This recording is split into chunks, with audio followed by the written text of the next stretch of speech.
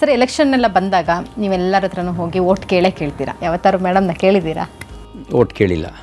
ಅರ್ಧಾಂಗಿ ಅಂತಂದರೆ ಕೇಳಬೇಕಾದ ಅವಶ್ಯಕತೆ ಇರಲ್ಲ. ಅವಳು ಬೇರೆ ನಾನು ಬೇರೆ, ಅವಳು ಬೇರೆ ನಾನು ಬೇರೆ ಅಲ್ವೇ ಅಲ್ಲ. ಅವರೇನು ಓಟ್ ಹಾಕು ಅಂತ ನೀನು ಹೇಳಿಲ್ಲ ನನಗೆ, but it's as a duty ಹಾಕಲೇಬೇಕು ಓಟು. ಬಟ್ ನಾನು ಹೇಳ್ತೀನಿ ಬೇರೆಯವ್ರ ಥರ ನೀವು ಪಕ್ಷ ಬದಲಾಯಿಸಿದ್ರೆ ಅವಾಗ ಓಟ್ ಹಾಕಲ್ಲ ನಾನು ನಿಮಗೆ ಅಂತ. ಮೇಡಮ್, ನೀವು ಫ್ರೆಂಡ್ಸ್ಗೆಲ್ಲ ಹೇಳ್ತಾ ಇರ್ತೀರಂತೆ ಸರ್ಕಾರಲ್ಲಿ ಅಂತೂ ಯಾರೂ ಹೋಗ್ಬೇಡಿ. ಅಲ್ಲಲ್ಲ, ಅವ್ರದ್ದೇನು ಅಂತಂದರೆ ಚಿಕ್ಕಮಂಗ್ಳೂರಲ್ಲಿ ಹೊರಟ್ರೆ ಬೆಂಗಳೂರಲ್ಲೇ ಬಂದು ಸ್ಟಾಪ್. ಇನ್ ಬಿಟ್ವೀನು ಹೋಟೆಲಿಗೆ ಕರ್ಕೊಂಡು ಹೋಗೋದು, ಕಾಫಿ ಕೊಡ್ಸೋದೇ ಇಲ್ಲ. ನನಗೆ ತುಂಬ ಜನ ಗೊತ್ತಿರ್ತಾರಲ್ಲ ಆ ಕನೆಕ್ಷನಲ್ಲಿ, ಅವಾಗ ನಾನು ಹೇಳ್ತಿದ್ದೀನಿ ಅವ್ರ ಜೊತೆ ಹೋಗಬೇಡಿ, ಬಿ ಪಿ ಶುಗರ್ ಇದ್ದರೆ ಅವ್ರು ಊಟನೂ ಕೊಡಿಸಲ್ಲ, ತಿಂಡಿನೂ ಕೊಡಿಸಲ್ಲ. ಯಾಕೆ ಸರ್ ನೀವು ಹಿಂಗೆ?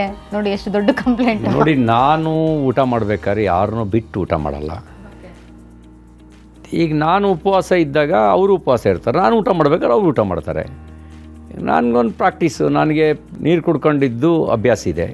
ಹಾಗಂತ ಅವ್ರಿಗೆ ಉಳಿದವ್ರಿಗೆ ತೊಂದರೆ ಆಗಬಾರ್ದು ಅಂತ ಇವ್ರು ಹೇಳೋದಷ್ಟೇ.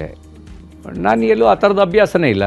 ಯಾವ ರೀತಿಯಾದಂಥ ಫುಡ್ ನೀವು ಲೈಕ್? ಸಿಂಪಲ್ಲು, ನನಗೆ ಅದು ಇದು ಅಂತಿಲ್ಲ, ಆರ್ಗ್ಯಾನಿಕ್ ಇರೋದನ್ನು ಇಷ್ಟಪಡ್ತೀನಿ. ಇವರೆಲ್ಲ ಪಾಲಿಶ್ಡ್ ರೈಸ್ ಆದರೆ ನಂದು ರಾ ರೈಸು, ಕೆಂಪಕ್ಕಿ ಮುದ್ದೆ, ಆ ಸಂದರ್ಭ ನೋಡ್ಕೊಂಡು ಎಲ್ಲಿ ವಾತಾವರಣ ಇರುತ್ತೆ ಅದು ನೋಡಿಕೊಂಡು ಉಳಿದಿದ್ದನ್ನು ಮ್ಯಾಕ್ಸಿಮಮ್ ರೈಸ್ ಬೇಸ್ಡೇ. ನಾವು ಅವ್ರಿಗೆ ಕಾನ್ಸೆಪ್ಟ್ ಮಾಡಿ ಇಟ್ಕೊಂಡೇ ಅಡುಗೆ ಮಾಡಿರ್ತೀವಿ. ಇನ್ ಕೇಸ್ ಈಗ ಕಂಪ್ಲೀಟ್ ವೆಜಿಟೇರಿಯನ್ ಇರೋದ್ರಿಂದ ಇವಾಗ, ಸೊ ಅವ್ರಿಗೆ ಸಬ್ಸಾರು, ಮುದ್ದೆ, ಅಕ್ಕಿ ರೊಟ್ಟಿ, ರಾಗಿ ರೊಟ್ಟಿ, ಆ ಕಾನ್ಸೆಪ್ಟಲ್ಲೇ.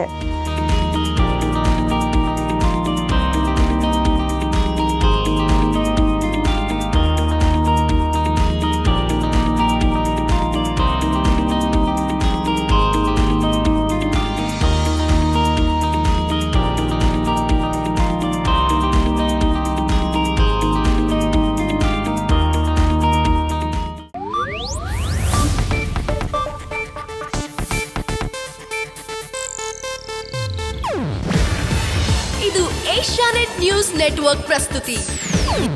ನೀವು ನೋಡ್ತಿದ್ದೀರಾ ಏಷ್ಯಾನೆಟ್ ಸುವರ್ಣ ನ್ಯೂಸ್.